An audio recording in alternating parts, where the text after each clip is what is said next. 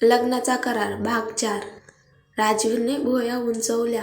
नैनाने ज्या आत्मविश्वासाने त्याचा सामना केला त्यामुळे तो शॉकच झाला. त्याच्यासमोर उभे राहून त्यांना अशा प्रकारे अपमानित करण्याची हिंमत तिच्यात कुठून आली. राजवीर नैनाला म्हणतो, तुला पोलिसांना कॉल करायचा आहे का? नैना म्हणते, तुम्ही पैसे दिले नाही तर मी करेल. आमच्याकडे अशा लोकांसाठी एक शब्द आहे, जे पैसे न देता वस्तू मिळवतात. त्यांना चोर म्हणतात. राजवीरने नैनाकडे रागाने पाहिले, पण नैना त्याच्यापासून घाबरली नाही. ती म्हणाली, मिस्टर खुराना, तुम्ही आणि तुमची मंगेतर काहीही विकत घेत नसाल तर प्लीज जा इथून. तू वेडे, हा मॉल माझ्या पाखीचा आहे. तुला आम्हाला हकलण्याचा काहीच अधिकार नाही. राजवीरने पाखीच्या कमरेभोवती हात गुंडाळला आणि शांतपणे म्हणाला, बेबी, काळजी करू नकोस. मी तुझ्या कपड्याचे पैसे देईन. आम्हा सर्वांना माहीत आहे की तू या मॉलची वारस आहे, त्यामुळे हा मॉल आपोआपच तुझ्या मालकीचा होईल. तो पाखीशी किती आपुलकीने वागतो हे दाखवायचा प्रयत्न करत होता, पण नैनाची वृत्ती उदासीन होती. तिने डोळे मिटले आणि म्हणाली, हो हो, पैसे प्लीज. माझा वेळ वाया घालवणे थांबवा. जर ते तुमच्यासाठी खूप महाग असेल तर दार उघडे आहे तुमच्यासाठी.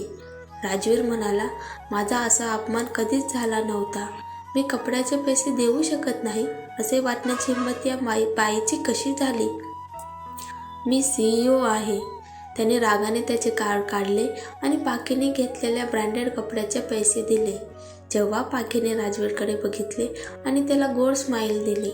पाखी नैनाला दाखवण्याचा पूर्ण प्रयत्न करत होती की मला चांगला माणूस मिळाला होता, पण नैनाला काहीच रस नव्हता. तिला राजवीर आवडत नव्हता.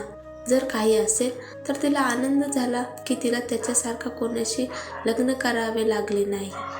सेल्स लेडीने पेमेंटची प्रक्रिया केल्यानंतर नैनाने हसून पावती दिली. तिने त्या जोडप्याकडे एक नजर टाकली आणि टोमणा मारला. आमच्यासोबत खरेदी केल्याबद्दल धन्यवाद. कृपया पुन्हा या. थोड्या वेळाने नैना दुकानातून बाहेर पडणार होती तेव्हा व्हीलचेअरवर बसलेल्या एक माणसाने तिचा रस्ता अडवला. जेव्हा तिने त्याच्याकडे पाहिले तेव्हा तिच्या हृदयाचे अनेक ठोके वाढले आणि तिचा श्वास रोखला गेला. तर तू माझी वधू आहेस. शिवायचा खोल मखमली आवाज तिच्या कानापर्यंत पोहोचला आणि तिला पुन्हा वास्तवात आणले. त्याला आत घेताना तिचे डोळे गोलाकार झाले आणि ती त्याच्याकडे पाहत राहिली. तर हे शिवायसिंग राठोड होते. व्हीलचेअरमध्ये बसलेला असूनही तो माणूस एक शक्तिशाली, प्रभावशाली दिसत होता. नैना मनात म्हणाली, यापूर्वी मी कधीही त्याच्यासारखा देखणा पुरुष पाहिला नव्हता. तिला वाटले की तो जगातला सर्वात हॉट माणूस आहे. तो स्लिम फिट काळ्या सूटमध्ये होता आणि तो बसला असला तरी नैना सांगू शकते की तो खूप उंच होता. त्याचे लांब पाय एका बाजूला अस्ताव्यस्त ठेवलेले होते. असे दिसते की त्याला व्हीलचेअरवर मर्यादित राहणे कठीण होत आहे. तरीही तो अजूनही आकर्षक दिसत होता. गर्दीत लक्ष केंद्रित करत होता. तो कुठूनही बाहेर आल्यासारखा वाटत होता. तिचे हृदय जोरजोराने धडधडत होते. काही सेकंद दोघेही एकमेकांकडे टक लावून पाहत राहिले. त्याची नजरही सोडली नाही. शिवायचे इलेक्ट्रिक निळे डोळे नैनेच्या चमकदार हिरव्या डोळ्यांना कंटाळला. काही सेकंदाच्या अस्ताव्यस्त शांततेनंतर शेवटी त्यांचा कर्कश आवाज तिच्या कानावर आला, मी तुझा नवरा आहे. तू एका अपंगाशी लग्न का करतीया? शिवायने हे शब्द म्हटल्याबरोबर त्याच्या ओठाच्या बाजूला एक उपहासात्मक स्मितहास्य होते. काही कारणास्तव नैनाचे हृदय जगले. हा माणूस जगाच्या शीर्षस्थानी होता, परंतु तरीही त्याच्या शरीराबद्दल असुरक्षित होता. बऱ्याच वेळा जीवन आपलं नियोजित केलेल्या मार्गाने जात नाही. अपंग असणे म्हणजे जगाचा शेवट नव्हता आणि तो स्वतःबद्दल ज्या प्रकारे बोलत होता ते तिला आवडत नव्हते. तिने नम्रपणे हसून स्वतःची ओळख करून दिली.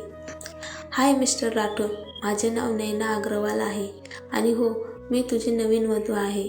म्हणजे जर तुझी निरुपयोगी मुलीशी लग्न करायला हरकत नसेल तर.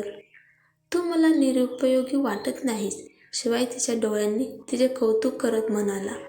ते एकमेकांकडे टक लावून पाहत राहिल्याने त्यांच्यात शांतता पसरली. नैनाचे हृदय जोरात धडधडत होते. शिवाय म्हणाला, मी बोलू शकतो का? मी ऐकले की माझी वधू या मॉलची मालकीण आहे, म्हणून मी एक नजर टाकण्यासाठी आलो आहे. नैना घाबरली असली तरी तिने होकार दिला. नक्की, चल, माझ्या ऑफिसला जाऊया.